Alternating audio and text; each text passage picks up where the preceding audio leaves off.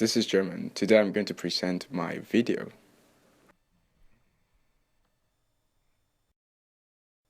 Today I'm going to talk about Hoverboard in Back to the Future, the movie. The reason behind this because Hoverboard actually levitates and it can be a good choice of transport in next 10 years, I guess. And it requires many philosophy of magnetic field and electromagnets. How does a hoverboard float? A changing magnetic field induces current. The induced current depends on how fast the magnetic field is changing. So if you move the magnet faster, you will get a larger current. And if you keep the magnet stationary and the magnetic field doesn't change at all, you have zero current.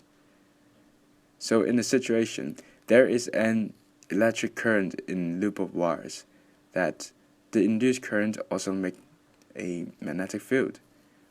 It turns out that this induced current also make a magnetic field.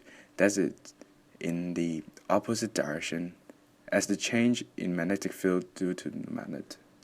In other words, when changing the magnetic field, it induces the current and also creates an opposite field that makes it levitates.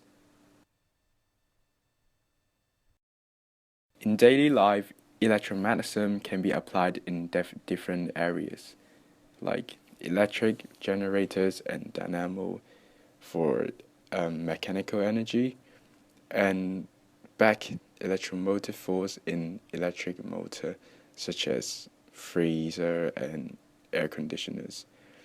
It can also be applied for transformers, which are mechanical system which provide electricity to over a very long distance. Hoverboard does not exist in real life. It's mainly due to eddy currents.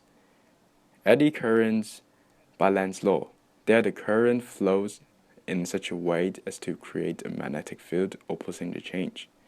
Because of these eddy currents, the currents cause energy to be lost. More accurately, eddy currents transform more useful forms of energy, such as kinetic energy, into heat, which is generally much less useful.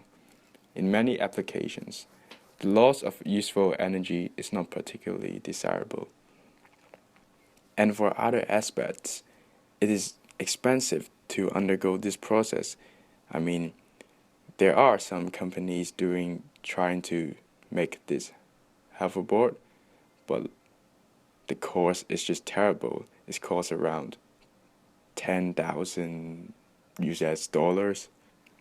Apart from that, it requires a large amount of current to undergo this mechanism, and simply it's just not worth it because people can't even afford to pay for it. Also, these hoverboards made by companies require specific surface to let the hoverboard to float on. They mainly apply on metal surface, so playing hoverboard on a concrete floor is just not going to happen.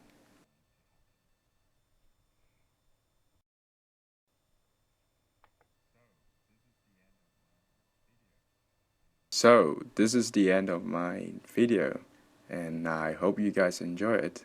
So, bye.